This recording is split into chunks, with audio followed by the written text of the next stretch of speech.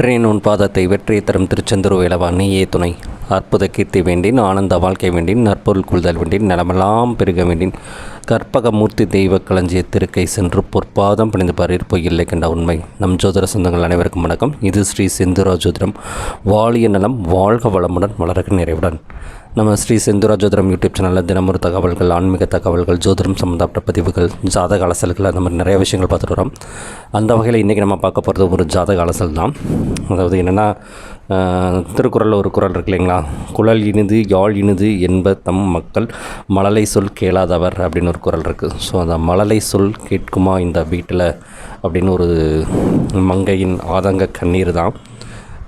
இப்போது ஸ்க்ரீனில் வர ஜாதகத்தை பாருங்கள். இந்த ஜாதகர் பிறந்தது 6/7/98. இப்போ 27 வருடம் 8 மாதம் ஆகுது. 2 வருடங்களுக்கு முன்னாடி திருமணம் நடந்திருக்கு.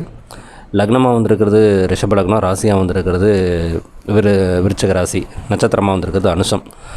லக்னத்தில் லக்னாதிபதி ஆட்சி பலம் பெற்று உட்காந்துருக்கிறார். சிறப்பு. நல்ல அழகானவங்க, அறிவானவங்க, அந்தஸ்தானவங்க, அதெல்லாம் ஒரு புறம் இருக்கட்டும். லக்னத்தை ராசியும் லக்னமும் சமசத்தமாக பார்வை. ஸோ அப்போ பொருளாதார ரீதியாக இவங்க எந்த குறையும் இல்லை. அடுத்தது பார்த்துக்கிட்டிங்கன்னா குரு சந்திரனை பார்க்கிறார். குரு சந்திர யோகம் அப்படின்னு வச்சுக்கலாம், கெஜகேசரி யோகம்னு வச்சுக்கலாம். சார் அதெல்லாம் இருக்கட்டும். நேரடியாக பாயிண்ட் அப்படின்னு பார்க்கும்போது குழந்தை இல்லை இப்போ வரைக்கும். இதற்கான காரணம் என்ன அப்படின்னா, ஜாதகத்தில் ஒரு பெண்ணுக்கு 5ஆம் இடமும் 9ஆம் இடமும் ரொம்ப ரொம்ப முக்கியம் குழந்தை பிறப்புக்கு. இங்கே 5ஆம் இடம் பாருங்கள். விருச்சிக ராசிக்கு 5ஆம் இடம் பார்க்கும்போது கன்னி வீடாக வருது. அந்த அதிபதி பாருங்கள், சனியின் சாரத்தை வாங்கி உட்கார்ந்துருக்கிறார். சனி இந்த லக்னத்திற்கு தர்ம கர்மாதிபதி யோகம் பெற்றவர். விரயத்தில் போய் நீசம் அடைஞ்சிருக்கிறார். புதன் அமர்ந்த வீடு சந்திரன், அவரும் லக்னத்துக்கு 7ஆம் இடத்துல நீசம். அப்போது 2 நீசநாதர்கள் சஷ்டாசக தோசையில் உட்காந்துருக்குறாங்க. அப்போது புதனனுடைய நிலைமை இங்கே கொஞ்சம் பலவீனப்பட்டு கிடக்குது அப்படின்னு எடுத்துக்க வேண்டியதாக இருக்குது. சரி, 5ஆம் அதிபதி பலவீனப்பட்டிருக்கிறாரு. 5ஆம் இடம் எப்படி இருக்குதுன்னு பாருங்கள்.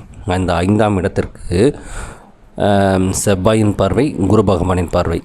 இங்கே செவ்வாய் அட்டமாதிபதி விரையாதிபதி ஆகிறாரு, குரு அட்டமாதிபதி ஆகிறாரு. 8, 12ஆம் இடத்ததிபதிகள் பார்வை செய்கிறார்கள் 5ஆம் இடத்தை. அப்போ இங்கே பூர்வ ஜென்ம கர்மதோஷம் அப்படின்னு ஒன்று இருக்குது. ஸோ அப்போ ஒரு குழந்தை இவங்களை அம்மானு கூப்பிடுவதற்கு காலதாமதமாகணுங்கிறது இயற்கையாகவே இங்கே நிர்ணயிக்கப்பட்டிருக்கிறது.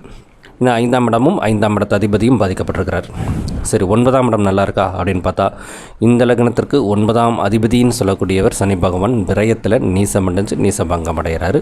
9ஆம் இடத்திற்கு அருகில் கேது, அங்கே 5ஆம் இடத்துக்கு அருகில் ராகு. அப்போது ராகு கேதுக்களின் பிடியில் இந்த ஜாதகரும் 5ஆம் இடமும் 9ஆம் இடமும் இருக்குது அப்படிங்கிறது கிளியராக தெரியுது.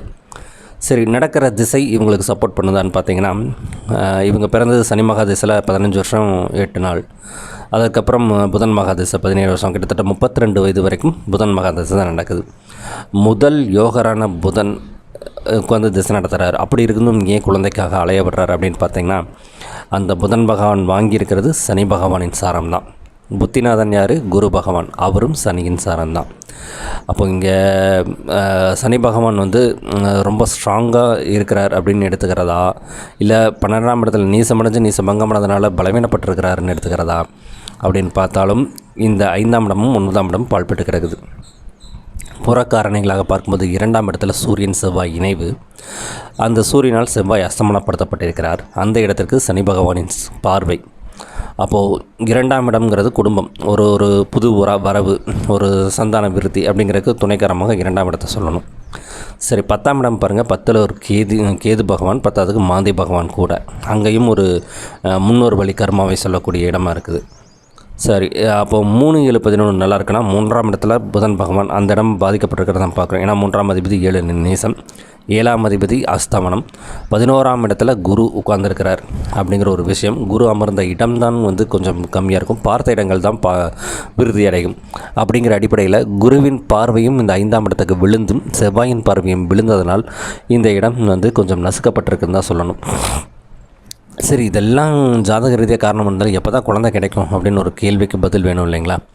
அப்போது இந்த பூர்வ ஜென்ம கர்மதோஷம் இவங்க நீக்க வேண்டும். அதற்கான கோவில்களுக்கு செல்ல வேண்டும். அதே மாதிரி பார்க்கும்போது லக்னத்திற்கு புதன் 3ல் மறைஞ்சு உட்காந்துருக்கிறாரு. குரு 11ஆம் இடத்துல லாபஸ்தானத்தில் இருக்கணும்னா அட்டமாதிபதியமாகிறார். அப்படிங்கிற அமைப்பில் பார்க்கும்போது அந்தனும் புலவனும் 6-8-12 மறைவாக போக திருமறைகள் உதிர கருவறைகள் கண் திறக்கும்னு ஒரு பாடல் இருக்குது. ஸோ அப்போ வந்து இவங்க பூஜை, புனஸ்காரம், மந்திரம், ஹோமங்கள் அந்த மாதிரியான விஷயங்கள், ஆன்மீக விஷயங்களுக்கு உள் சென்று மனதார இறைவனிடம் வேண்டிக் கொண்டால் மட்டுமே சிறந்த பரிகாரமாக இருக்கும். இங்கே வந்து பரிகாரம் நான் சொல்ல வருவது ஆலய வழிபாடுகள் மட்டுமே தவிர பணம் செலவு செய்வது அல்ல. அதற்கான சில கோவில்களும் சொல்லியிருக்கிறோம். அதேமாதிரி உணவு கட்டுப்பாடும் இவங்க எடுத்துக்கிறது சிறப்பாக இருக்கும். அதேமாதிரி ஒர்க் ப்ரெஷர்ஸ் ரொம்பவே ஜாஸ்தியாக தான் இருக்கும். அதை வந்து கொஞ்சம் ஹேண்டில் பண்ணுவது சிரமம்தான். ஏன்னா இன்றைக்கி போகிற இடத்துல எல்லா இடத்துலையும் வந்து ராஜாங்க வாழ்க்கையை கொடுக்க முடியாது. அப்போ ஒர்க் செய்கிற இடத்துல இருக்கிற ப்ரெஷர்ஸை வீட்டுக்குள்ளே காட்டாமல் இருக்கணும். அப்படி இருந்தால் கண்டிப்பாக இவங்களுக்கு குழந்தை பாக்கியம் கொடுப்பதற்கு வாய்ப்புகள் இருக்குது. ஏன்னா 10ல் ஒரு பாவி இருக்கணும் இல்லையா? 10ஆம் இடத்துல கேது உட்காந்துருக்கிறாரு. ஸோ வந்து காலதாமதம் ஆகுமே தவிர அது வந்து இல்லாமல் போயிடாது அப்படிங்கிற அமைப்பு. அதே மாதிரி பார்க்கும்போது இவங்களுக்கு இந்த புதன் திசையும் அதே மாதிரி கோச்சார அமைப்பில் குரு மேலே சனி போயிட்டுருக்கிறாரு. இங்கிட்டு ராகு கேதுக்கள் மேலே ராகு கேதுக்கள் போயிட்டுருக்கிறாங்க. ஸோ இந்த கோச்சாரங்களும் இவங்களுக்கு தடையைத்தான் உண்டு பண்ணிக்கிறது தற்சமயம். ஆனால் குழந்தை பேர் இருப்பதற்கு வாய்ப்புகள் 100% இருக்குது. ஸோ இவங்க வந்து இறைவனை நம்பி மனதார வழிபாடு செய்யும்போது இவங்களுக்கான வாய்ப்புகள் இருக்குங்கிறத சொல்லி நம்ம நிறைவு செய்துக்கலாம்.